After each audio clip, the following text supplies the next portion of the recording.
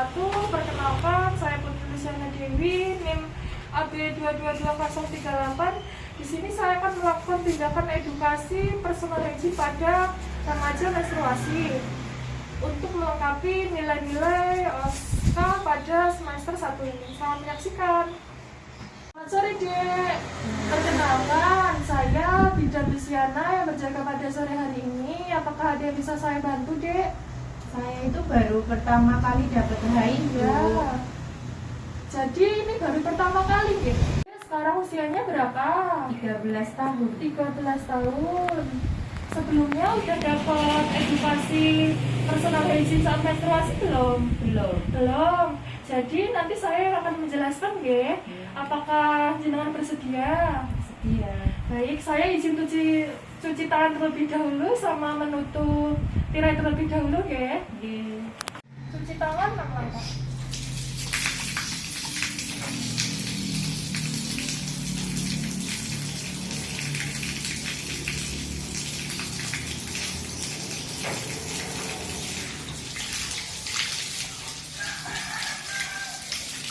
Itu privasi pasien. Baik, ini saya mulai pendataan terlebih dahulu, ya. Iya. Namanya siapa, Dek? Eva. Umurnya 13 tahun. Alamatnya? Bawanan situ. Saya periksa tensi dulu, apakah normal? Ada yang dirasakan enggak? Pusing? Enggak. Enggak. Ini headnya banyak enggak? Lumayan. Lumayan. Minum air putihnya kenceng? Iya. Ya, banyakan minum air putih, guys. Semisal kok nyeri dikompres pakai air hangat enggak apa-apa. Oh iya. Perutnya ya. Iya. Bagus, 110 atau 5. Normal.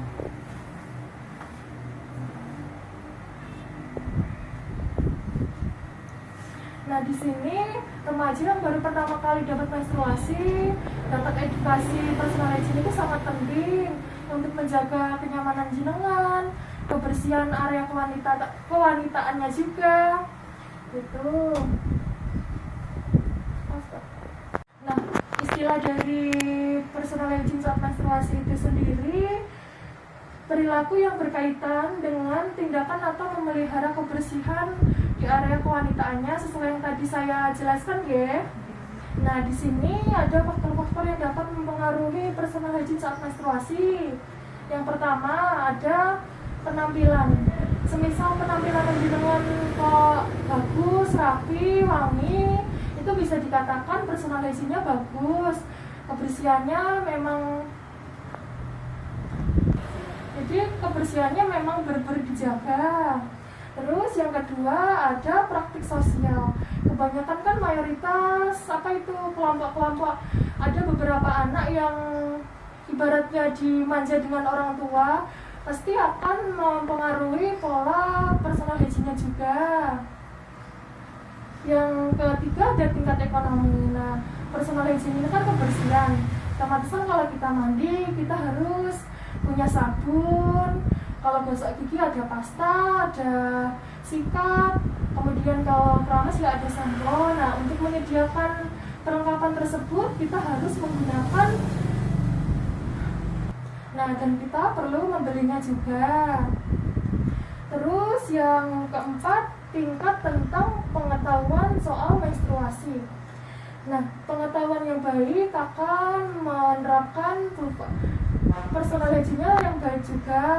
Yang kayak mbaknya tadi, semisal mbaknya rapi, mungkin personal hygiene-nya memang benar-benar terjaga. Kemudian budaya. Nah, di sini kan ibaratnya ada desa seumpama kolot ini. Ada budaya yang mengatakan anak perempuan semisal umur 7 tahun harus sunat dulu. Padahal di ilmu kesehatan itu kan nggak ada. Itu juga biasa terjadi di daerah-daerah tertentu. Kemudian kebiasaan orang. Nah, setiap orang kan mempunyai keinginan kapan kita mau mandi, kapan kita mau mencuci rambut atau keramas dan lain sebagainya, kayak perawatan tubuh dan lain-lain gitu. Nah, di sini ada beberapa indikator dalam personality di saat menstruasi. Yang pertama ada perawatan kulit dan wajah. Bagian wajah kan ibaratnya itu hal yang sangat sensitif. Semisal kita misalnya pakai skincare, nanti gampang bertumbuhnya jerawat. Itu kan mengurangi kepedean kita terhadap lingkungan sekitar. Terus yang kedua ada kebersihan rambut. Menjaga kebersihan rambut ini sangatlah penting. Minimal keramas itu 2 hari sekali, biar tidak terjadinya ada kuman atau kutu. Kan biasanya kalau orang menstruasi itu sering berkeringat. Nah, kalau bagian yang sering berkeringat itu kan jadinya lembab. Kalau bagian lembab itu bisa dan mudah menimbulkan bakteri atau kuman yang bertumbuh seperti itu. Yang ketiga ada kebersihan.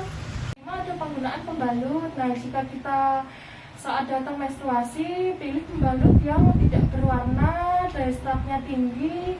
Jangan pilih pembalut yang beraroma seperti parfum itu. Itu biasanya akan mengakibatkan atau mudah menyebabkan iritasi pada bagian area kemaluan kita. Nah, semisal kok habis mandi atau habis dari buang air besar atau air kecil, sebaiknya kita mengganti pembalut yang bersih. Karena pembalut yang di permukaannya terdapat gumpalan darah itu mengakibatkan banyaknya bakteri yang bertumbuh di situ.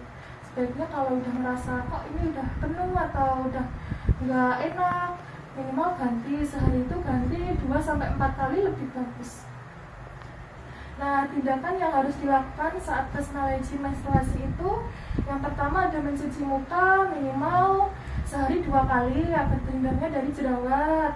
Yang kedua, mencuci rambut atau keramas seperti tadi minimal 2 hari sekali agar tidak terlalu banyak kuman dan lain-lain. Yang ketiga, mandi minimal sehari 2 kali, memakai sabun. Lalu memotong dan membersihkan kuku. Yang kelima, mencuci tangan dengan sabun setelah atau sebelum kita memegang alat kelamin kita. Yang ketujuh ada membersihkan area kemaluan cukup dengan air mengalir saja, nggak usah pakai sabun antiseptik atau lain sebagainya. Yang ke-8, tidak menggunakan bedak atau parfum di bagian wanitaan kita. Lalu ada membasuh genitalia dengan arah dari depan ke belakang. Jadi jangan dari belakang ke depan, nanti kumannya akan menumpuk di depan seperti itu. Yang terakhir ada menyukur atau membersihkan rambut di area genitalia kita.